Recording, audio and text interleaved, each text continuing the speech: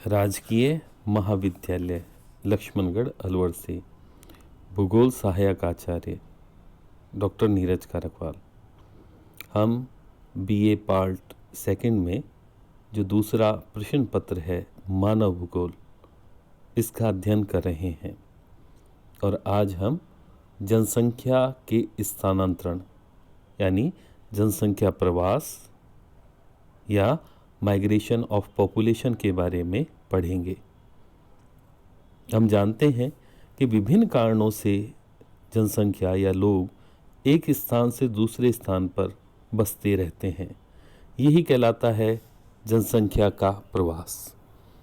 मतलब ये कि मानव अथवा मानव समूह का एक स्थान या प्रदेश से दूसरे स्थान का प्रवास करना, ये कहलाता है जनसंख्या स्थानांतरण, माइग्रेशन। और इसके दो भेद हैं। कौन से दो भेद हैं? एक है उत्प्रवास, दूसरा है आप्रवास।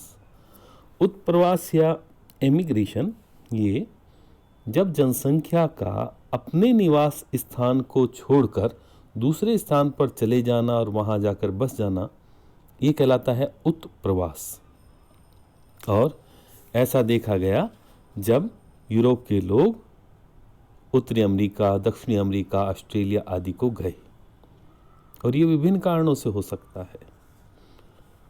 दूसरा है आप्रवास, यानी कि जनसंख्या का आकर किसी प्रदेश में बसना और जिन क्षेत्रों के अंदर सामाजिक, आर्थिक या कोई भी ऐसे कारण होते हैं, लोग आकर्षित होते हैं, वहाँ पर आकर बसते हैं, आप्रवास होता है।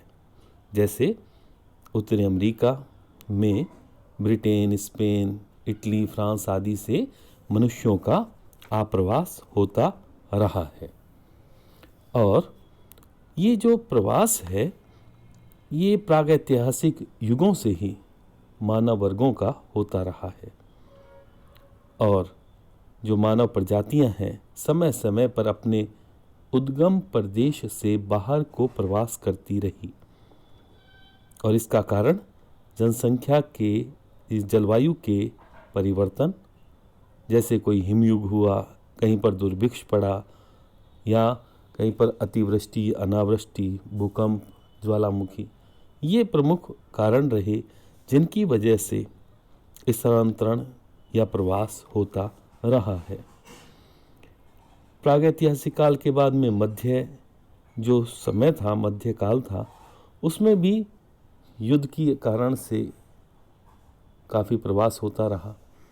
उसके बाद में जो मिशनरीज थे या जो धर्म प्रचार करने के कारण से प्रवास इस कारण से भी होता रहा। आधुनिक समय के अंदर जो नए नए स्थान बसे, उनके क्षेत्रों में अधिक आकर्षण के कारण से, आर्थिक आकर्षण के कारण से वहाँ पर भी जनसंख्या की बसावट बढ़ती गई और वहाँ पर आप्रवास हुआ। आप्रवास के बहुत सारे पक्ष हैं जिनके बारे में हम अगले वीडियोस में, कक्षाओं में विस्तार से अध्ययन करेंगे। और इसमें है जैसे अंतर, अगर हम इस स्थान या दूरी के आधार पर देखें तो ये है अंतर महाद्वीपीय, अंतर्राष्ट्रीय या स्थानीय स्थानांतरण। अगर हम इसको समय के आधार पर देखें तो ये प्रवास होता है जैसे प्रतिदिन का दैनिक प्रवास, मौसम के आधार पर मौसमी प्रवास और दीर्घकालीन प्रवास। इस तरह से अगली कक्षाओं में हम इसका विस्तार से अध्ययन करेंगे। धन्यवाद।